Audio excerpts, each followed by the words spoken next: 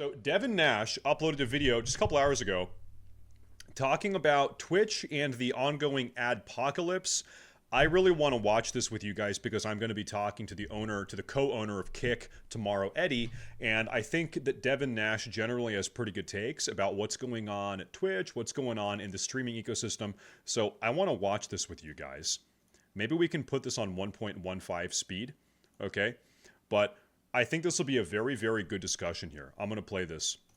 So a bunch of us advertisers come to Twitch and say, hey, the content on your website is unacceptable. We're going to pull budget, or we have pulled budget. And so Twitch responds, okay, well, now you don't have to serve ads. This type of label is common across the industry. It can help advertisers better align their ads with content that reflects brand values. The problem is, so content classification labels are actually the solution. But the problem is, well, this worked for YouTube because with YouTube, you had a situation where if you don't want to see a video or the video is offensive, yeah, I'll move here. Not only is it demonetized, there you go, but it's also taken out of discovery and only relevant to the people that want to watch that content. So a way to understand this is like, if I'm Samsung and I advertise on YouTube, there's no universe where my ad appears next to extreme or... You know, I'm going to actually, it was on 1.25, but I'm going to put it back to normal. Wait, can I do, oh, dude, YouTube just did something super cool. Can I do custom? Oh, dude, this is a new feature.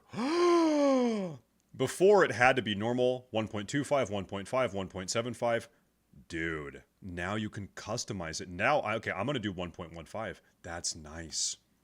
Or controversial content. And this was the entire reason why there was an adpocalypse in 2017 on YouTube. Because YouTube couldn't differentiate the content, and even if you were to demonetize a single video, Samsung's ad would appear on like content that was like adjacent to it. But the problem with Twitch is like Twitch is trying to implement YouTube's feature in like the most lazy way possible. But the problem is that Twitch is what's called a kingmaker system, which means that the top viewership streams always go to the top of discovery, meaning that like a stream, like a politics stream with 20,000 viewers, for example, will appear in like top category of just chatting or recommended or discovery, right? And so even if you demonetize the content from that stream, ads will still appear adjacent to it. And those advertisers, this is kind of the important part, will still support that rhetoric. So let me give you another example. One that you guys have never heard of, because I know that you guys are super upstanding citizens. There is a website on the internet called Pornhub, and that's a website where certain acts happen of questionable ethical and moral presence. Why don't ads run here? Like, why doesn't Samsung run? Didn't Pornhub just have to delete 91% of its entire content library because they kept finding like underage and like rape porn? I'm pretty sure they just like did a mass purge of all the Pornhub content because it happened again. They kept on finding more fucked up shit again. Run ads here, trafficking, right? It's not because they don't convert. Actually, they convert quite well. The reason is actually because, and then let's say that like, okay, we as PH are going to categorize our content and you can go into the category to see it. And the rest of the website will be dedicated to cute kittens, not those kind. Actual cats. Okay, now advertise, please. Why doesn't this work? It doesn't work because they have a system where if you run adjacent to the actual content that's on Pornhub, you are still, like, as an overall entity supporting what this is. Now, in exactly the same way, if you keep Hassan Abi's stream at 20,000 viewers at the top category of just chatting or in recommended or in discovery, it actually doesn't really matter if you demonetize the stream itself because the content is still there. And so it doesn't really fix the problem. Well, by the way, in the case of Hassan Abi, not only is Hassan on the platform and has never been punished for some of the crazy stuff that he has said, Hassan is pushed by Twitch. If you make a new account or if you're not on an account, like if you don't have an algorithmic presence, Twitch will push Hassan on new viewers. If you're a new viewer to Twitch, it's your first time ever visiting the website, Twitch wants you to watch him. He's recommended channel. Hey, channels we think you might like. He's totally pushed on new viewers, on any viewer. Like even me, if I go to my Twitch account, it'll on the bottom left, it'll say recommended Hassan Abi. They're like trying to push certain streamers on certain people, not certain people on everybody. At all. I'm guessing that the reaction from the community that's currently angry, probably they don't feel like it's fixed. And if they don't feel like it's fixed, it's because they're correct. Actually, content classification labels are a pretty good step, but advertisers will not be satisfied with that, just like they weren't satisfied with it on YouTube. You need to actually deprioritize the content in terms of discovery, which goes back to my nuclear option. Either you ban it all or you let it all through. If you ban it all, you've got to drop out all of the other political broadcasters and people right and left. And if you allow it, maybe you have to force everybody into that particular category. You have to remove that category from discovery, and then you have to unban certain malcontents like Destiny or other people that have been banned and throw them all in the dumpster that is the new politics category. But you cannot do a half measure. That will... What are the other streamers that have been permanently banned on Twitch? It's Destiny? Oh, Ice Poseidon, Destiny, Dr. Disrespect, that's true. Who else? Who else has been permanently banned? Johnny Somali, yeah, true. Aiden Ross, I think, is Nick Fuentes, I suppose. Will not suffice. So advertisers will... I Show Speed also. I Show Speed, I believe, is the biggest streamer in the entire world. He's on YouTube. He has been permanently banned also. Continue to leave or probably won't come back. Isn't this just like the hot tub streamer issue? It is similar, but the issue is a lot worse because extreme and controversial content in forms of politics is way more toxic to advertisers than softcore sexy content. So like Americans are used to seeing a pair of boobs that's thinly veiled. That's kind of okay-ish. And there are advertising problems. I don't want to pretend that there aren't, but compared to like extreme content, right or left, that is super toxic to advertisers. And think about why. Okay, so let's just say, guys, actually, I'm going to come out with my political view. I've never told you all, but I am a super left guy. I'm the leftist of the left. No. I'm the leftiest. No. I'm so left that I'm right. And then everybody, maybe the left people are like, oh, that's cool. Welcome aboard, sir. But then there's some percentage of my audience also that's like, right, that's like, hey, that's not okay. I don't agree with that thing. So I'm angry now, and I won't watch you or pay for your services, right? So the problem and what makes political content so divisive and toxic to advertisers is that if you take a certain position, you literally cut your audience in half, right? Like if your audience was this and, roughly 50% of the people are voting Kamala and roughly half of the percentage of people are voting Trump, right, over here, well, you cut a line in half and now you just lost 50% of your people. By the way, on Twitch, let's draw that circle. On Twitch, it's not 50-50, okay? There's probably a line going like this. Over here is red, and red. Over here is blue. This is pretty much the Twitch makeup, okay? Not a lot of conservatives. Not a lot. In fact, most people are left. Almost everybody's left. So if Samsung puts an ad on a stream that's really far right, then that gets associated with really far right values and the left hates them and vice versa. And so the problem is that ads so that's the problem, right? So in politics, there's a huge divisive issue, but everybody can appreciate boobs. Okay? So yes, we're kind of not allowed to do anything like that in advertising because not safe for work, not good. The real problem with not safe for work and the reason why everybody is super not safe for work is actually because of banks. I think this is changing. He says everybody's okay with boobs. I think the way the country's moving right now, the way the culture of the country is moving, is that people are becoming less tolerant of hypersexual content everywhere. People are getting sick of what is effectively pornographic content everywhere. There is a backlash against it. It's a growing backlash. It's a growing anti-sexual display, regressive movement, whatever you want to call it. It's because of payment. So federal banks are not allowed to process not safe for work and pornographic transactions, which is why you see Stripe go after OnlyFans and stuff like that. So the real reason, like everything, for why we are toxic towards pornography is because of money. But the reason why we're toxic to politics is actually also money, but scarier in that I can potentially lose 50% of my audience by leaning a certain way. Stream Elements payment processor just dropped me because of that without advertising at all. Kind of, yep, 100%. Exactly. There you go. Ariel is one of those content creators, and that happened to her just now. Finance industry just absolutely cannot deal with not safe for work. It's actually a bank problem. It's a payment processor problem. So everybody's saying all the OF girls are destroying Twitch. No, like that's not a problem. It's not an issue. That's totally fine. The content that is on Twitch, even the most like racy content that's on Twitch for OnlyFans girls, is well within advertiser. You know who's destroying Twitch? Progressives. The progressives. And I'm not even being hyperbolic. Literally, the progressives. If Twitch does not rein in the situation here, these progressives are going to ruin the platform. And by ruin, I mean there will not be a platform. If Twitch does not handle these people, you won't have a platform anymore.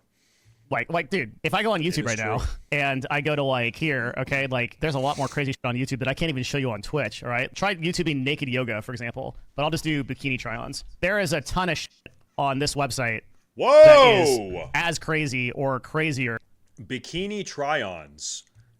These are YouTube thumbnails? What the fuck? Than Twitch, and it has... I did not know you'd had this. Like, I did not know you had this content on YouTube. What the fuck? And like this bikini try-on has 3.6 million views. The video is educational, by the way, and no meant is meant. The video is educational, yeah. To be sexual. Yeah. Anyway, this is fine. Like the point is that like from an advertiser perspective, we're totally cool with this kind of shit. But so like everybody that's like, oh, like blah, like OnlyFans is destroying Twitch. Like that's not true. That's fine. It's totally fine. What's really destroying Twitch is extreme controversial stuff because you cut audiences in half with that shit. And so if you cut an audience in half, that means I get half the money. And that means as a brand, I'm very sad. Interestingly, it's kind of like the YouTube Adpocalypse. It's exactly the same. And that's what I wrote in my thingy.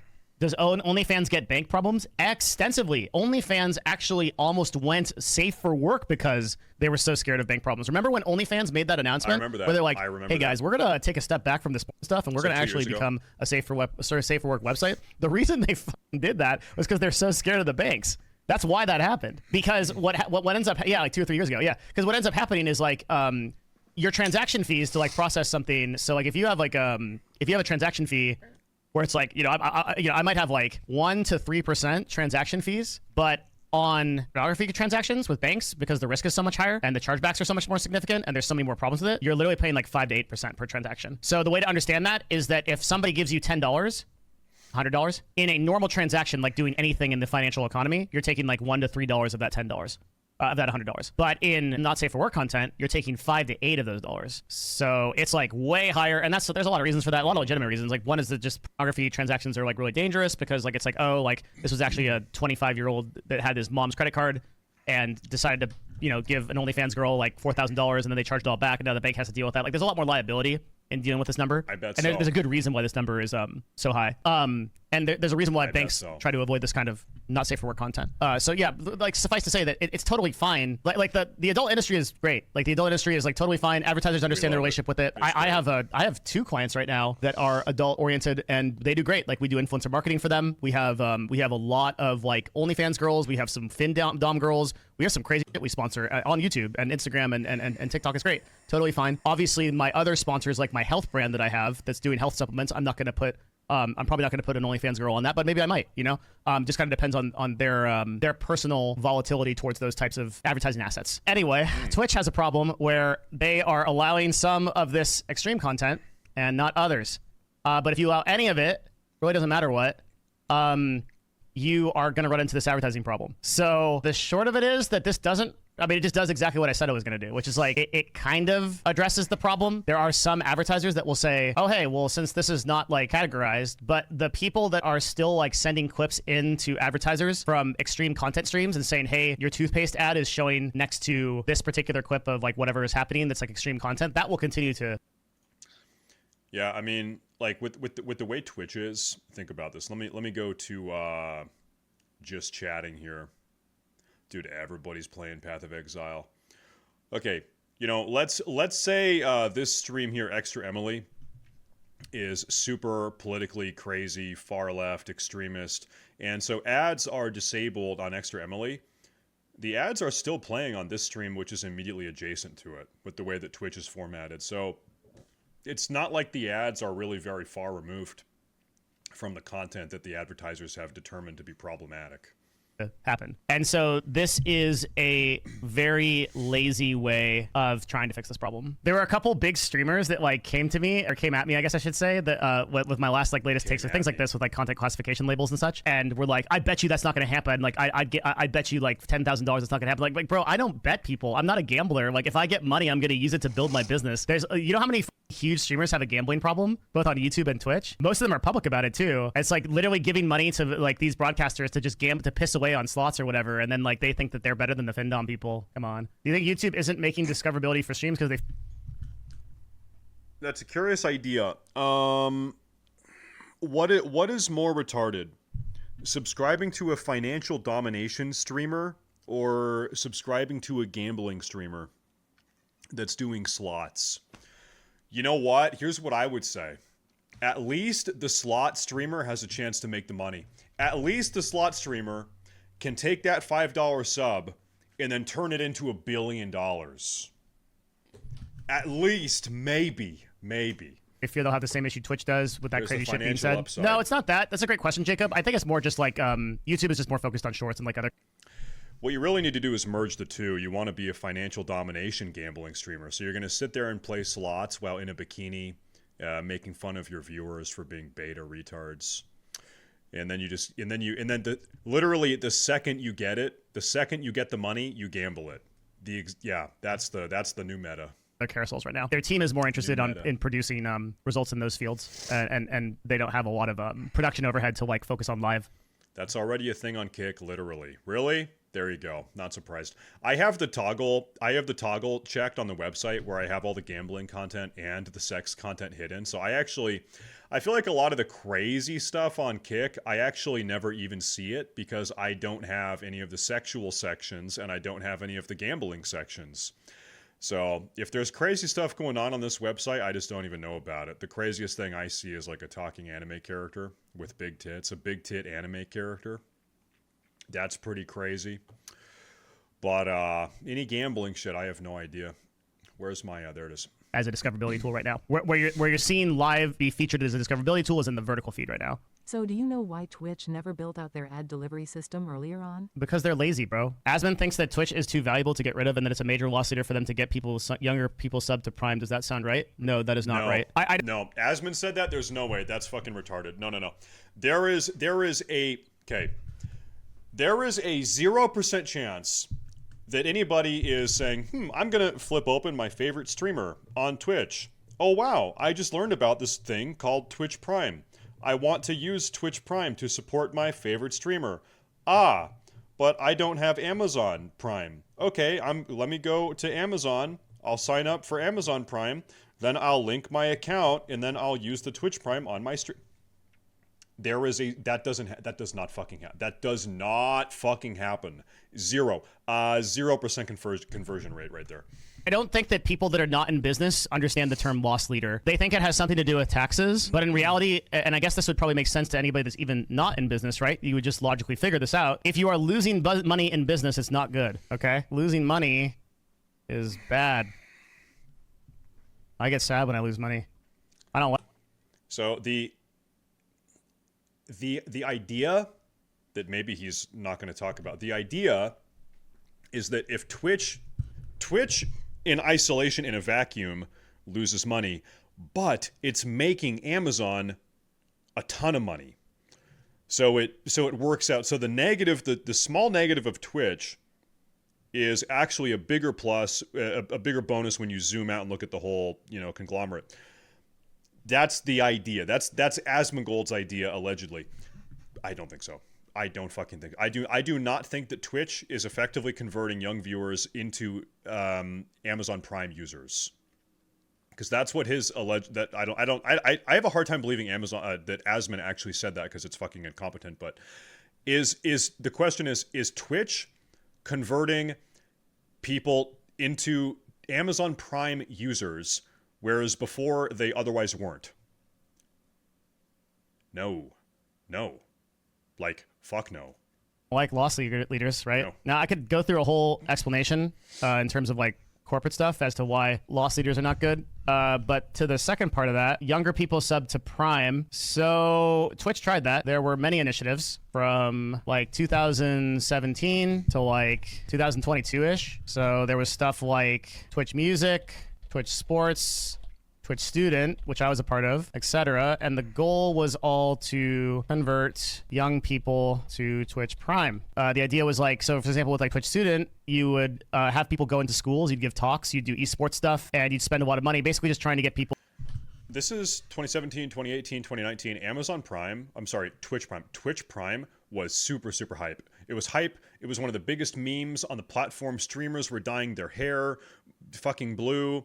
Every streamer had a Twitch Prime emote. So, I mean, we actually, every streamer did. We had one. These days, I don't know, man. Looks like the vibe is different. Like, nobody really gives a fuck about Twitch Prime. Have you guys noticed that? Nobody really cares. It's not exciting. It's not flashy. It's not a meme anymore. It's just like, I don't know. It's like, whatever. I don't know. I guess from the viewer point of view, maybe the novelty has worn off. I'm not sure. I don't know. People to be excited about Twitch, and then the idea was that Twitch Prime, which is a part of the larger Amazon package of Amazon Prime, would get young people to subscribe up.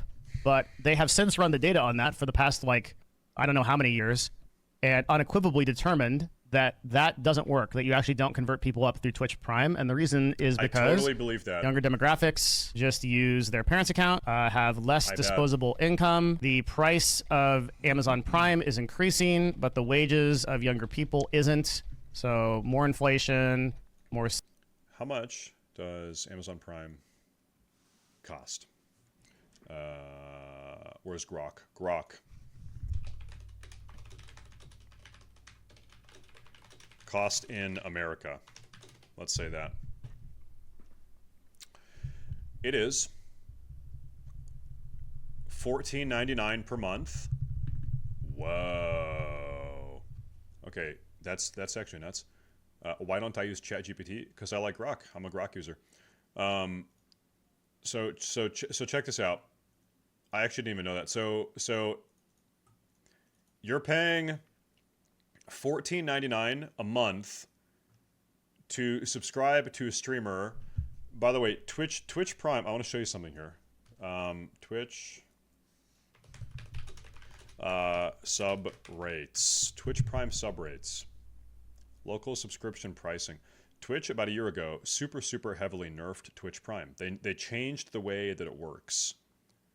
And what they did was they made the payout of one Twitch Prime sub dependent on where the subber is geographically. Here is our list right here. So check this out. If you are from the United Kingdom and you Twitch Prime to me on Twitch, I make $1.80. If you're from Ukraine, I make 35 cents. I'm only getting 35 cents per Twitch Prime if you're from Ukraine. If you're from Kosovo, I make $1.45. If you're from Malta, I make $1.40. If you're from so these are that's Europe. This is Middle East or Africa. If you're from Algeria, I make 70 cents. Now, where are the first world countries? Australia, you make $2.15 per Prime. Middle East and Africa, Europe, North. Finally, the first world section. So the absolute most that a streamer can make from a Twitch Prime is from United States, Puerto Rico, Canada, $2.25. Before, a Twitch Prime used to go up to $3.50 if you had that type. But anyway, now it's way less. Okay. Now it is way less. Okay, so this is the deal. Okay, hey young person that doesn't have Amazon Prime, do you want to subscribe to your favorite streamer to give them $2.25 per month? Well, you just have to give us $14.99 per month. And so Amazon is trying to pocket minus $2.25. They're trying to sell people a sub that is worth $2.25, hoping to give them it just doesn't work. Okay, the ratios don't work out, and people aren't really doing it. Hi, welcome. people aren't really doing it. Doesn't seem to be the case. Higher CPI equals less spending, and also just some practical stuff, which is just like I guess like culturally, like Twitch audience is different from Amazon audience, and like what there is crossover in buying because everybody uses it. It's like typically the people that watch Twitch on like a regular basis and like the 18 to 25-year-old crowd are not the type of people that are going to be spending compulsively on Amazon. And so Amazon realized that there was way better verticals. So for example, well, okay, here's the other thing you need to keep in mind. How many people, okay, this is like kind of hard to explain. How many people using Twitch Prime didn't get Amazon Prime because of Twitch? They just incidentally already had Amazon Prime and now they get a free sub out of it, right?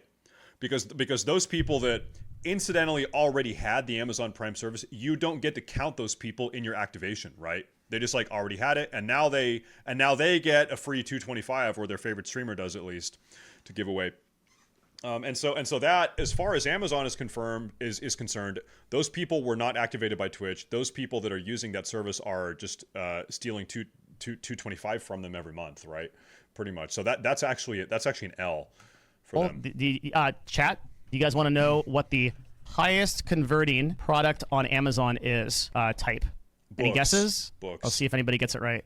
Books. What is the product that makes Amazon the most money? It is not AWS. Good guess though. Books. Movies, Audible, Prime,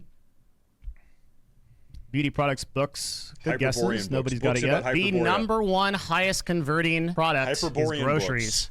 If you spend even $1 on groceries on Amazon, aka you make your first order, the average return over a year from that customer is $11,000,993. The average return. Basically saying that if you can upconvert a person to buying groceries on Amazon, they buy all their groceries on Amazon. And this by far beats any kind of upward conversion. Dude, I didn't even know that you could buy groceries on Amazon. What? Huh? That's nuts. Funnel that Amazon has. So suffice to say that there are now lots of reasons why Amazon is not really caring about things like Twitch Prime to get people, because there are so many other advertising verticals where you can make much, much more money as a company. Did that during COVID, and that was honestly great. Yeah. I didn't know that. This is wild because I've never once thought to buy groceries from there. Yep, you would not think it. And I would not know this if I wasn't told this. They bought Whole Foods. Okay, listen, bro. If you are so lazy that you are buying groceries on Amazon from Whole Foods, you deserve to be poor. You deserve to be poor. That's pretty, I mean, unless you're like a fucking, I don't know, unless you can really afford it. But it's like, dude, you're buying groceries from the most expensive store possible in the laziest way possible. Dude, just go to the fucking store. Just go buy your groceries. This by an EVP at Amazon who runs the program. How long do you think Twitch Prime has left before it's removed? I don't know. I'd be guessing. I guess the TLDR is like, don't listen to streamers and entertainers about like how business works. I understand why they think that. I understand why they think that that Twitch Prime is a potential convert funnel for Amazon Prime, but that has been tested, tried and true for the past like 4 or 5 years, and it is unequivocal. The data is unequivocal that is not up converting. I've had so many conversations. I mean, think about, from my perspective, we were literally running ads with Twitch with the objective of getting people to convert up to Amazon Prime. So I literally have personal hard data on this. Like I know unequivocally that this is not true. If I were to guess, I would say that Twitch Prime is probably gone in a year or less. But every time I guess something and I tell you that I don't have I'm not. They already nerfed it. They already nerfed Twitch Prime. I think that they get rid of it entirely here pretty soon. Where's our video? There it is. Not like making a prediction from like an informed data perspective. Everyone's like, oh, Devin got that one wrong, so I'm not making like a super firm prediction. The idea was that Twitch Prime would push people to Prime, but it didn't work. Right. Yes. I mean, that's the idea of any kind of package, right? So like buy Kickstocks. Here, let me show you real quick. I'm going to load this website. This is actually something I'm going to talk about with Eddie tomorrow morning. Okay, so platforms, compare platforms. Here we go. Okay, I'm going to scroll down. You can actually see how Kick is doing in comparison to Twitch, that is. I need to load the data here, though. Loading. Okay, so this is Twitch over the last 2 years, and this is Kick over the last 2 years. So Twitch has seen... Here, I guess I'll zoom out a little bit more. Like this, yeah, this is probably a better view, right? So Kick in the Kick just celebrated its 2-year birthday, and they've gone from 0 viewers to what is now 12% of Twitch's audience. Kick, at this moment, has, on average, every day, 12% of Twitch's user traffic or watch hours or average viewership, and it's closing, it's narrowing, because Twitch in the last 2 years has lost about 10% of its users, or of its average daily view count, I suppose, is the best way to put it. Kick is coming up. Kick is coming up.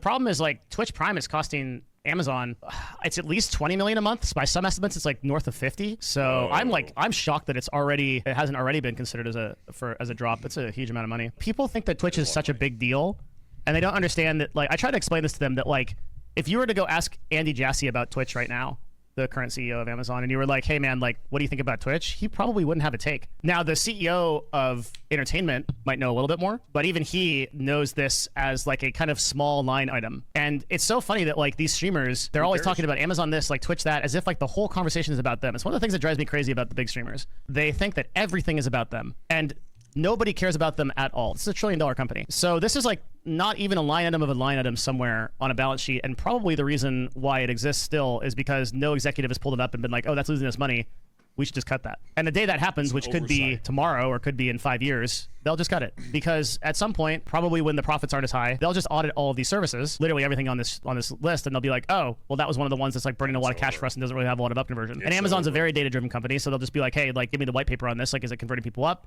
And again, there's 4 years of data showing that it doesn't, and then that'll be that. It's actually like really simple. Is Twitch still involved in AWS IVS? No, that product is completely spun out. You can go see it over here. So IVS is actually not even in the same category as Twitch anymore. Twitch is under Prime Video and Entertainment. What is IVS? Amazon Interactive Video Service is a managed live streaming solution that makes low latency or real-time video available to viewers around the world. Okay. Which is why you see it literally under the Prime Video and Entertainment category here. So the CEO that runs within Amazon that runs Twitch, and the VP and an executive that runs Twitch is actually a VP that oversees Twitch, technically, that oversees Dan Clancy. And that VP's concern is Prime Video. In a completely different department is AWS. Twitch used to be under AWS while it was integrating its video service. And that was previously overseen by Andy Jassy. I don't know who the current CEO of AWS is after he moved up to CEO. So under AWS, it was actually quite important. But now you can just use it as a portion of AWS. And so Twitch isn't even a part of AWS anymore, which is generally considered, AWS is generally considered to be, not generally considered, it is a more important part of Amazon then. What do you know? Does some of the recent bad press and politics go higher than Twitch, or is it contained to Twitch only? Clancy is aware of it, and the VP who currently oversees Twitch is aware of it. I don't know if it goes further than that. I sincerely doubt it. I doubt that any other, I think it's probably like an L6, L7 issue, and beyond that, probably nobody knows. What do you say about the people who tell you?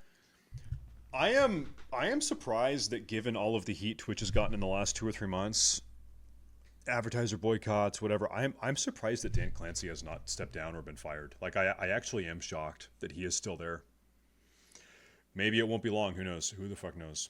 You've been predicting Twitch to fall for years. Genuinely curious. My predictions are in line with most experts in their respective fields. Experts get it right about 70% of the time. That's pretty much where I'm at. Every single thing I've said that was going to happen in esports and Twitch has manifested pretty much on the exact same time frame I've said it. I don't have a crystal ball. I'm just literally...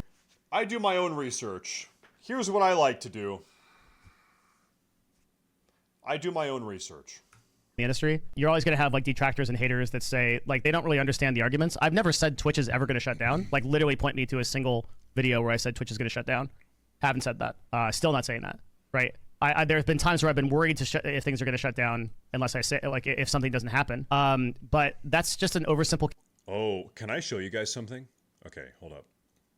do you guys want to see a crazy leak? I'm going to leak something that is massive. I got to find this. My replies. Okay. I saw this get posted the other day. Okay. Kick has reached its lowest hours watched since January 2023. And they're saying this is where Twitch is now because of Aiden Ross and his friends boycotting the platform. That Kick has lost like what 80% of its viewership because of Aiden Ross boycotting. I don't even know if that's true, but I think this is just like not an updated graph. I think this is totally bullshit.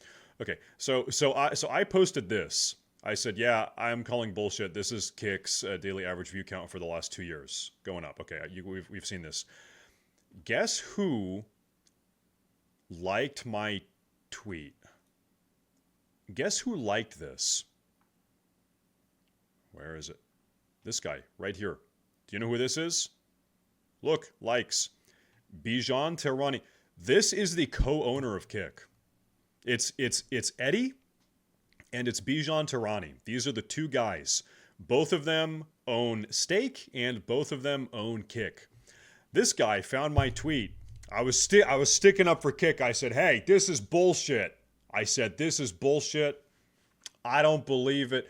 Now, he didn't follow me. So I'm not sure why he didn't follow me. But anyway, he liked my tweet. I guess he appreciated that. Location of my arguments and my content Busy guy. by simpletons that I don't care to engage with. I'm not threatened by people that are not experts in the field. I saw Ludwig say it, so I thought there was some truth to it. Ludwig is an entertainer. Ludwig is not an authority on these subjects. Ludwig should not be listened to for macro streaming industry type of stuff. Amazon can burn money, so they don't need to sell it a lot to Silicon Valley based on their perceived worth. Ludwig yeah, maybe. owned. Yeah, there are plenty of major content creators that will come after me because I am talking about their income streams, and that's not good. They want to keep... Dude, speaking of Ludwig, you know what I saw the other day? Yesterday, where's Ludwig? Ludwig has been absolutely shilling, promoting, pushing YouTube streaming for the last 3 years. He's been YouTube streaming's biggest shill. Today, my YouTube contract has officially ended. Honestly, unsure if I'll stay on YouTube, go back to Twitch, or multi-stream. I'm very proud of what I was able to do on YouTube for the past 3 years. It's like... This was the guy. He was like championing YouTube streaming. He was throwing shade at Twitch the entire way, talking about how great YouTube streaming is. And then the second the contract is up, I don't know if I'm going to stay on YouTube. I don't know about that.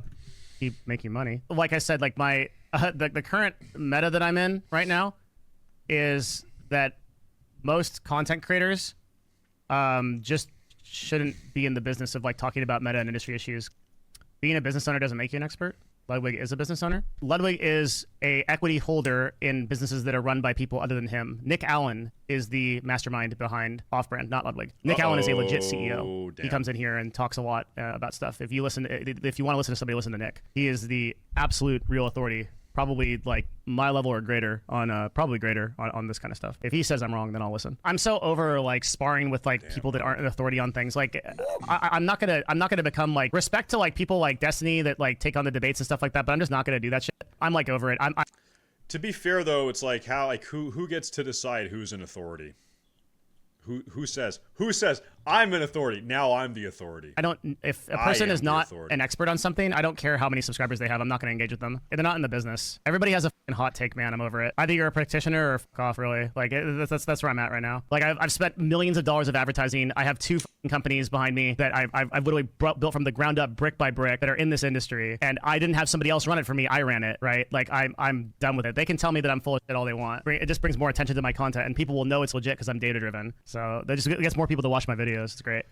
I am data driven, and Twitch is going to go out of business tomorrow. Tomorrow. Twitch is going out of business tomorrow, and this is based off of the data. This is based off of my data. Actually, I like Devin Nash. I like him. I like watching his videos.